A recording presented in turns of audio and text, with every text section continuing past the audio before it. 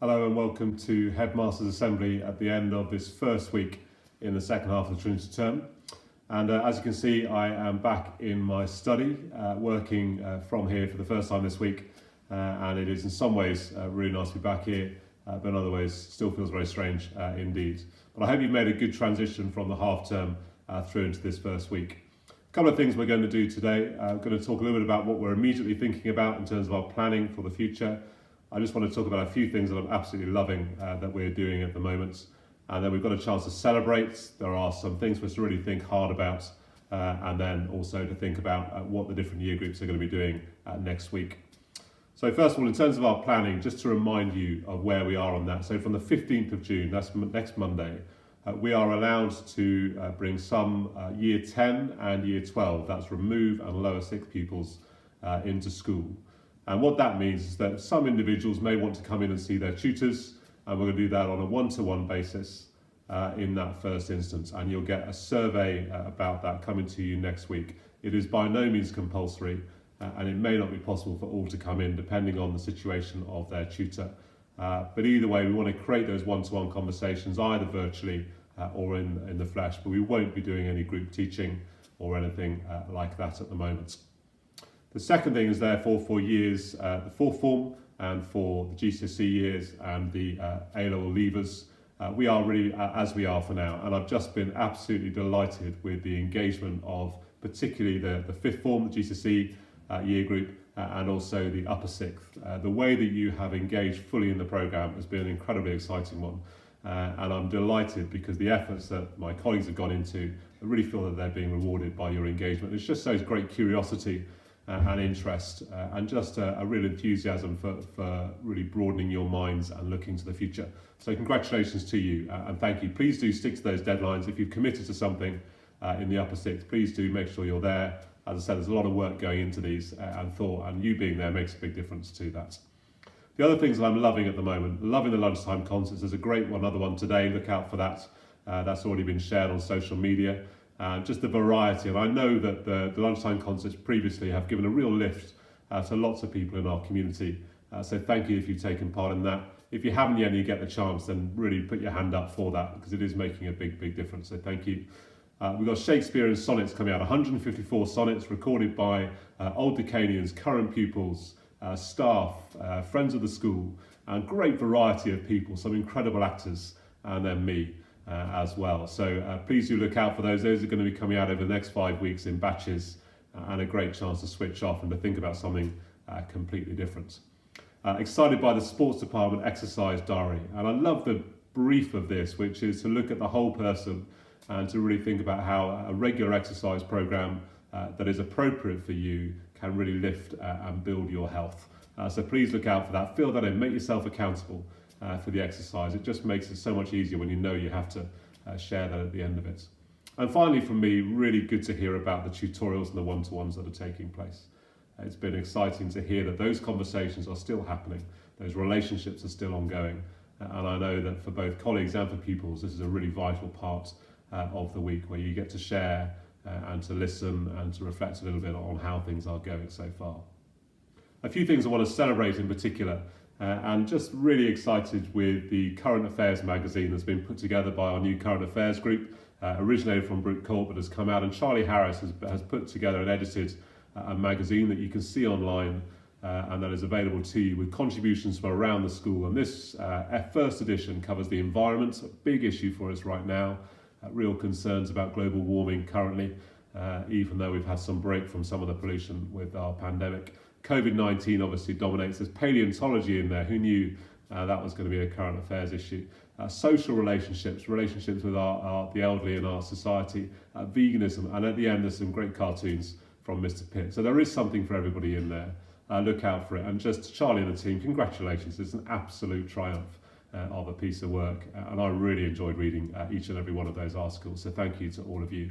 And please, to the school, look out for that. Give some time to do skim reading through that and seeing if something sticks and makes you think. I think there will be something for everyone there. One of the great bits of news that we heard this week was the confirmation from England Hockey that our under 18 boys have been confirmed as joint national champions for 2020.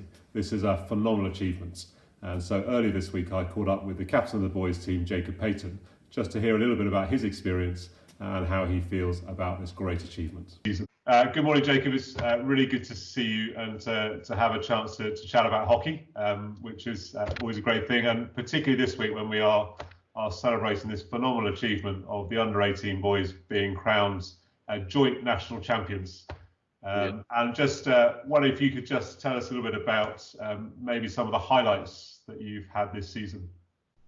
Yeah, so starting off probably around the quarter-final game, which hopefully most people saw. One of my highlights in that game was towards the end, when we started to break down Repton and some of the goals we scored. So I don't know if many of you remember, but there were lots of goals where we managed to just pass it around the keeper and the whole team working together. And that for me was sort of a moment where I felt the whole team started to click. Yeah. And the work throughout the season all started to pay off. So that was one of my favourite moments. Does it make a difference when you're playing at home and you've got people shouting encouragement and everything else from the side? Yeah, definitely. Well, everyone on the team, I think, really enjoys playing at home, just obviously playing in front of your friends and even people who haven't seen you play before. It's quite a nice opportunity to show them what we've been working on throughout the season, because obviously a lot of the games are away or at times where other people are playing. Yeah. People don't really get to see what we've been doing, and it's nice to showcase it in front of the whole school. It's a really special atmosphere, isn't it, at times? Yeah, it's one to remember, really.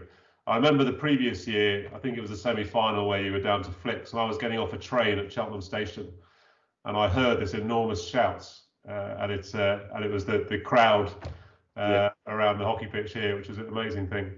But there must have been some difficult points as well in the season. Tell us about that. So one of the, not really in-game points, but we were sort of struggling on the best sort of positions for each player in the team.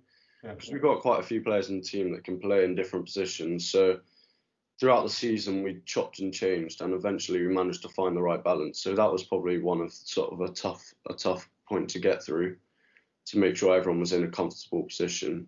And then my toughest moment, and I think most people would agree, was when we went 1-0 down to Whitgift in the semi-final.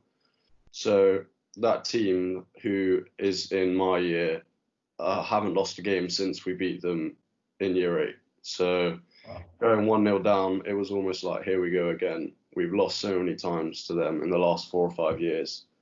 Might not give up, but it was like, here we go again. Are we going to make it through this time? And then through some excellent defending and just staying in the game, after getting 1 goal back, everyone's spirits were lifted, and then we managed to push through to the end. So that was probably the toughest moment, which was quite special to overcome. That's fantastic, because it is so easy just to see it. Oh, here we go again. I think you're absolutely right. Yeah. On that, I mean, to have beaten Whitgift in the semi-final was just a remarkable achievement, because they're a phenomenal team, aren't they? Yeah. And a great thing. So fantastic. Now, you've been at Dean Close a long time. Have you got a particular memory from some point in your hockey career that's some of the things that stand out to you that you'll take away? Yeah, there's a few moments. So obviously last year, as you mentioned, that semi-final, that quarter-final was quite special. Just going down to Flicks, it sort of added even more to the atmosphere. I don't think I'll forget that for a long time, especially when everyone came onto the pitch and stuff like that. Yeah, that's the worst nightmare for a headmaster when everyone runs on the pitch. Yeah. I get a bit torn. Yeah. You've had a lot of coaches through this time. What are you going to take away from the time that you spent with the coaches, and who stands out for you? Yeah, so obviously, firstly, I'd like to mention Gary. Throughout all the years I've been at Dean Close, I remember him coming to speak to me in year 6 when I played against Dean Close. And I'm so glad that he did, because obviously coming here has been great in so many ways, especially for hockey. And he's coached us all throughout the years, and without him and his drive, I don't think we would have got where we are today. And his motivation, and then obviously his tactics before games and stuff like that, is next to none, I would say. And then to all the assistant coaches, so Liam Brignall was there for my year 7 and year 8, and he was really good for when I started. He gave me some one-on-ones which really helped me increase my game at the start. And then Ben Mackey was the next coach, who was quite similar to a few of us because he was been through the system quite recently, so he was helpful for like preparing for things like Futures Cup and then just increasing our games individually. I think a lot of us improved individually while he was there. And then Yayan, towards the end of our Dean Close career, coming back after coaching a little bit before, was really helpful. And then he really helped with our motivation. So at the indoor nationals and things like that, his team talks were really motivational and they were really helpful. So and then also Fozzie came with us to the indoor Wests and a few other events, which was really helpful as well. It's a brilliant thing, and it is a very much a team effort, isn't it? But yeah. Mr. Treasure, just his enthusiasm and his passion for the game doesn't wane, does it? He gets animated. Yeah. Which is brilliant. And just finally, what about hockey for you? Is this it? Are you hanging up your stick now? What's next for you? No, so unfortunately, all of our England under-18 stuff this year seems to be cancelled, but there might potentially be an under-19 Euros next year, which was probably the short-term aim. And then hopefully I'm off to Exeter next year, and fortunately they stayed up in the Prem, so I'm hoping to try and get into the first team there and play in the Prem next year. And then obviously just progressing through the England system to older age groups, I guess. Brilliant. To be the champions is something that doesn't happen every day for Dean Close. And it's a brilliant achievement. So huge congratulations to you and your team. And we wish we could celebrate together and drive you around the quad on the back of a trailer. But this is the health and safety version of that. So Jacob, congratulations to you and your team, and all the very best for the future. Thank you very much. Anybody with a news feed or who's seen the news or opened a newspaper at all over the last 10 days or so cannot have failed to miss the stories about what's taking place in America following the murder of George Floyd in Minneapolis. And it's an incredibly tragic set of events, but it has exploded a movement and brought this whole issue back into the spotlight, not just in the States, but across borders and here in the UK too.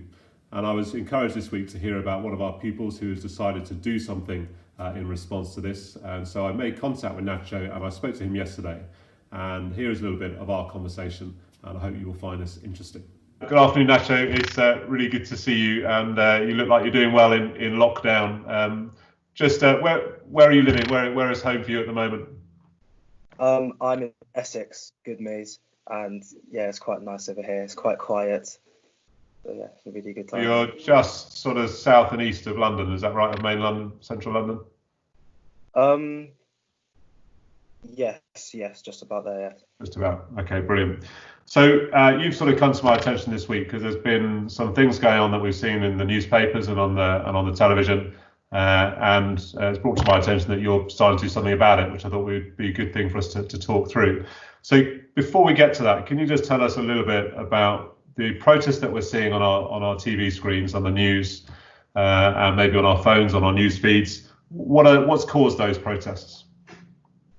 Okay, so the main event that has triggered these protests was the murder of George Floyd in Minneapolis by 4 policemen, Derek Chauvin, Alexander Kung, Thomas Lane, and Tu Thao. When George was removed from his car, he was accused of resisting arrest, so they pinned him to the floor and put him in a chokehold by kneeling on his neck. After being held on the floor for over 8 minutes, George was constantly shouting, "I can't breathe, I can't breathe, I can't breathe," until he wasn't responsive. And even when the policemen weren't getting any responses from him, any movement or any signs that he was conscious, they continued to put him in this chokehold until paramedics then came and he was confirmed dead in hospital later. Yeah, I mean, the footage is horrible, isn't it? I mean, it's really uncomfortable to watch.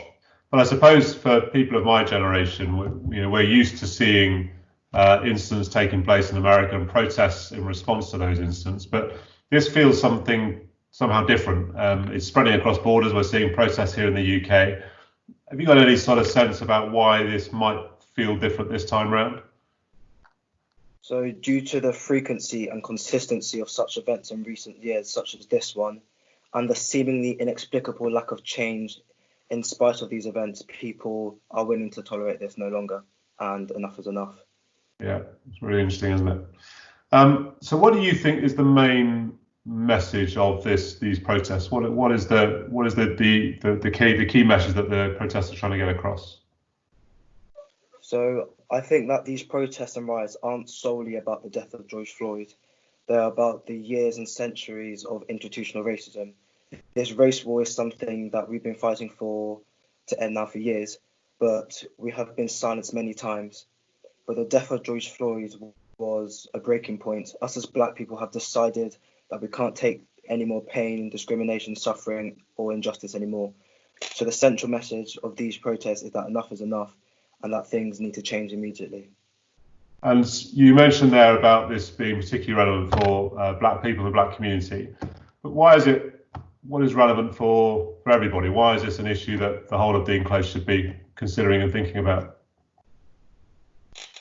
I think because of the multicultural society that we live in, it is important to embrace each other's differences so that people don't live in fear or suspicion of other people. Yeah, and I think, it's that sense, isn't it? If we are a society, if it is damaging one part of that society, then the whole society is hurt by it. And I think that sense of enough is really important. Now, one of my frustrations, I think, sometimes with the internet generation is that it's very easy to just press like on a post and we feel we've done our bit. But you've taken things a little bit further, and this has obviously really struck home for you, this particular incident. So tell us a little about what you've been doing. What can people do if they are feeling frustrated and angry by what they're seeing? So there are actually many things that people can do in this situation. There are many charities to donate to, and as some of you will know, there are many petitions. I have made a petition, and Will West has also made a petition regarding the issue at hand. There are also many ways that people can educate themselves in order to have an understanding of why these things are happening and what the significance of these events are. Maybe you could read an article or do some research on the origins of this matter, or even ask someone that has experience of such circumstances so that it becomes something that we can tackle together. And as young people, we must be at the forefront of the continuing struggle against injustice and inequality based on race. That's brilliant. So it's a sense of there are petitions that people can get involved with. I think writing to your local MP is a powerful thing, and I think I'll be putting up the address of where people can find a particular petition that you've launched that I've got the link to. So I'll share that just after this. But also, I think you're right. We've got to find out a bit more about it. I mean, if it's not part of our story and part of our history, we have a responsibility to know a bit more about it, don't we? And that will change things for it. Are you optimistic for the future, or are you just worried right now? I'm very certain that things will change. That'd be brilliant. Nacho, thank you so much. I'm full of admiration for you actually getting off and doing something about this. And I really hope the petition goes well. And thanks for taking the time to speak to me today. Take care. Thank you, sir. Now, Dean Close, like any other society and community, has got to think hard on this issue. We cannot turn our backs on it. I'm grateful to Nacho, and it sounds like to Will as well, for engaging in this particular topic. But we all have a responsibility. So can I encourage you all over the next 10 days, 2 weeks or so, to maybe invest some time in learning more about the issue of race, particularly within the Black community, but also broader than that, as we are a very multicultural community and a place, and we want to come back better and healthier. We haven't always got everything right in this as a school, have we? We can be better, and we will be in the future if we commit that time to really opening up our hearts, opening up our minds to think about our own attitudes and our own approach to this particular issue. So finally, some notices, and for this week, we're just to remind you that for the 4th and the Remove and the Lower 6th, you've got assessments next week, and the aim behind that is very clear. We want to check understanding, we want to know about the learning that's been taking place. It may well be that there'll be some more knowledge work that will need to be done when we return in September, but for now we want to check understanding and to really get a sense for where we are at this particular point. So please don't worry too much about that. The work that you've done so far will carry through, but work hard next week. Give it as good a go as you can, and then we can gather at the end of that, see where we are and what steps we need to take to move forwards. For the 5th and the upper 6th, please continue with your A-level lessons in the 5th form and those webinars in the upper 6th. If you haven't yet signed up and there's things you want to get involved with, make contact with Mr. Suckle or Miss Seitz, and I'm sure they'd be delighted to help you with that. And finally, for the lower 6th, I would like us to meet together on Tuesday at 4 o'clock on Zoom. I will be sending you a link and an email. We're going to be talking there about leadership and the opportunities that there are next year, and also about how we're going to be managing the Upper Sixth UCAS prediction process in September, because you may have some concerns about how we're going to do that when we're not doing exams in the same way as we normally do. So that's going to be Tuesday at 4 o'clock. But I hope you all have a really good weekend. Please take some time to rest alongside some work and some study and some fresh air and some social time. There's lots that needs to be done, and I hope you have a really good week next week. I'm now going to hand over to Mr. Hall. Hello and welcome. I thought I would pretend to be presenting from my viewpoint overlooking Victoria Harbour in Hong Kong this week. I can't believe that it's been 7 years since I was actually there, but I was very lucky to have acquired this painting from one of our pupils 2 years ago, and ever since then it has taken pride of place in my office. I do hope that you all had a good half term and that you have had a constructive week. This week's photography portrait competition was won by Hamish Bruce for his intriguing interpretation of the theme. Thank you, Hamish, for your submission, and very well done. There were no eaten messes this week, which means that everybody was pretty successful with their pavlovas. We just couldn't separate these two entries, so we have to have joint winners from Romilly Mills-Moore and Katie Lillywhite. I do hope that your respective families were appreciative of the fruits of your labours. Well done to both of you. Half-term clearly gave the staff a little bit more time to exercise, and this meant that they were clear winners in both the running and the cycling this week. Well done to our pupils who were in the top 10 and top 20 respectively. It's great to see how many pupils are engaging in this particular house challenge. More importantly, however, is the weekly activity log, which is sent to the pupils each week for you to track and update your physical activity. I'm hoping that all of you are aware of the strong link between good physical and mental well-being, and this log allows your house parents to keep an eye on how you're getting on. We're so pleased to see that 149 responses have been logged so far this week. And if you haven't logged your walk, run, course session, etc., then do please follow the link sent to your emails. A new link will be sent at the beginning of each week, and we're encouraging pupils to do a minimum of 3 sessions per week, just as you would be doing in school. If you have any questions in this regard, please don't hesitate to contact a member of the PE department or indeed your house parents or tutor.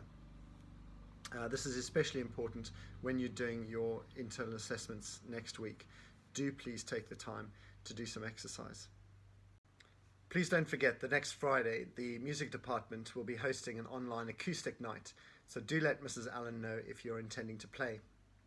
The photography competition this week is food, which links in nicely with the Bake Off Challenge, which this week is a tart of your choice. To close with today, I thought I would use this week's musical moment from Barnaby, Jed, Connor and Ubani as we spare a thought for those across the globe who are experiencing hardship at this time. Very best wishes, and I'll be back next week.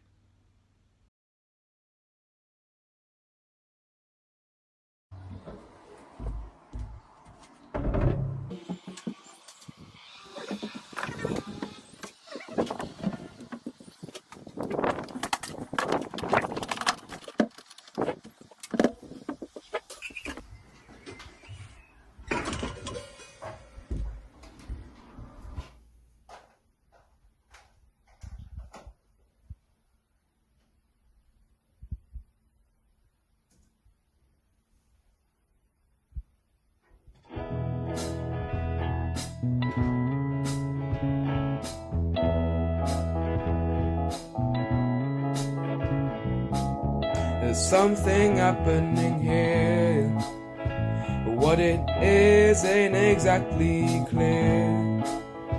But there's a man with a gun over there, telling me I got to beware. I think it's time we stop. Children, what's that sound? Everybody look what's going down.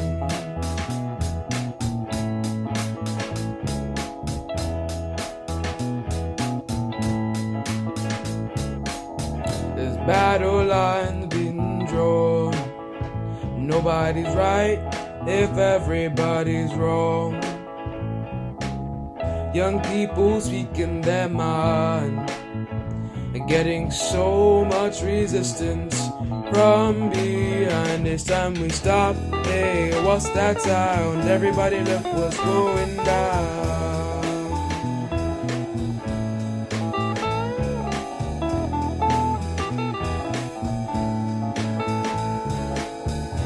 What a field day for the heat. 1,000 people in the street, singing songs and carrying signs. Mostly say hooray for our side. It's time we stop. Hey, what's that sound? Everybody look what's going down.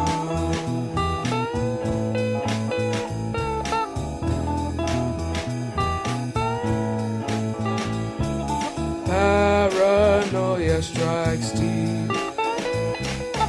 Into your life it will creep. It starts when you're always afraid. Step out of line, then come and take you away. We better stop. Hey, what's that sound? Everybody look what's going down. Stop. Hey, what's that sound? Everybody look what's going down. Stop. Hey, what's that sound? Everybody look what's going down. Stop. Children, what's that sound?